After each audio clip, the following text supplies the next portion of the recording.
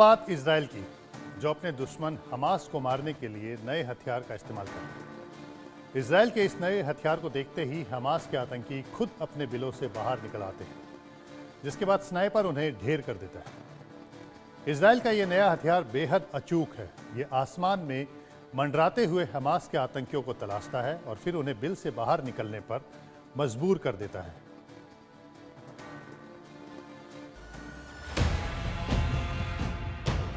बच्चों की निकाली आवाज, हमास का खेल खलास। महिलाओं ने पुकारा, आतंकी गया मारा।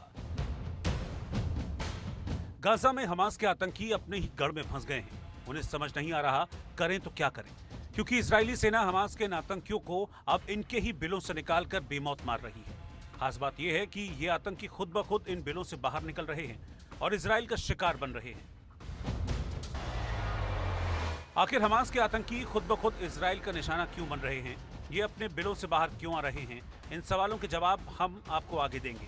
लेकिन पहले ये जान लीजिए, हमास पर ट्रंप की धमकी का बड़ा असर हुआ है। हिजबुल्लाह, जो दुनिया के सबसे अत्याधुनिक हथियारों से लैस आतंकी संगठन है, उसने इजरायली सेना को जंग में कड़ी टक्कर दी। अमेरिका को बीच बचाव कराकर सीजफायर कराना पड़ा, लेकिन ये जंग शुरू जिस वजह से हुई थी वो अब भी जस की तस है। यानी गाजा में हमास के खिलाफ जंग जारी है। कई बार मिस्र, कतर, अमेरिका ने इजराइल और हमास के बीच भी सीजफायर को लेकर बातचीत की, लेकिन बात बनी नहीं। अब ट्रंप की धमकी के बाद बातचीत की कोशिश फिर से शुरू हो रही है। हिजबुल्लाह के साथ सीजफायर एग्रीमेंट के बाद से हमास भी इस फिराक में था, इजराइल के साथ उसका भी सीजफायर हो जाए। फिलिस्तीनी टेरर ग्रुप ने मिस्र, कतर, तुर्की को संदेश भेजकर हमास के कब्जे में इजरायली बंधकों की वापसी के बदले सीजफायर पर सहमति की बात कही है।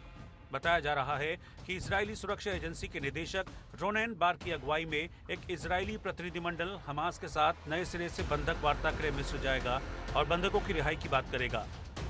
हालांकि हमास को भी पता है कि जब तक बंधक उसके कब्जे में हैं, तब तक इजराइल की गर्दन उसके हाथ में है। ऐसे में वो अपनी सभी डिमांड पूरी करवा लेना चाहता है, जिसमें बंधकों की रिहाई के बदले युद्ध खत्म करना, गाजा से इजराइल की पूरी तरह वापसी और इजराइल की जेल में बंद फिलिस्तीनी कैदियों को छोड़ना शामिल है।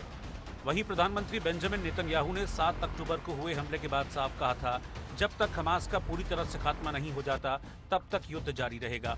हालांकि इजराइल की तरफ से हमास के सामने 5 बार बंधकों की रिहाई के लिए प्रस्ताव रखे गए, लेकिन हर प्रस्ताव को खारिज कर दिया गया। लेकिन अब ट्रंप की एक धमकी के बाद बातचीत फिर शुरू हो रही है। ट्रंप ने अपने धमकी भरे संदेश में कहा था, 20 जनवरी 2025 तक बंधकों को रिहा नहीं किया गया तो पूरे मिडिल ईस्ट में तबाही मच जाएगी। उन लोगों पर सख्त एक्शन लिया जाएगा जो मानवता के खिलाफ अत्याचार कर रहे हैं। लेकिन सवाल ये है कि जिस तरह से हिजबुल्लाह इजराइल के बीच सीजफायर के बाद भी हमले और काउंटर अटैक जारी हैं, ऐसे में बंधकों की वापसी के बाद का हाल कैसा होगा। वैसे इस बीच भी इजराइल लगातार हमास पर अटैक कर रहा है। वो अब इसके लिए अपने खास ड्रोन का इस्तेमाल कर रहा है। गाजा में इजराइल ने खास तरह के ड्रोन छोड़े हैं, जो रोते हुए बच्चों और महिलाओं की ऑडियो रिकॉर्डिंग चला रहे हैं, ताकि हमास के आतंकियों को कैंप से बाहर निकाला जाए। जैसे ही वो बाहर निकलते हैं, स्नाइपर उन्हें गोली मारकर ढेर कर देता है। मतलब साफ है कि जब तक एक एक इजरायली बंधक को हमास आज़ाद नहीं कर देता, उसके आतंकी इसी तरह जहन्नुम जाते रहेंगे। इसीलिए हमास को जल्द फैसला लेना होगा।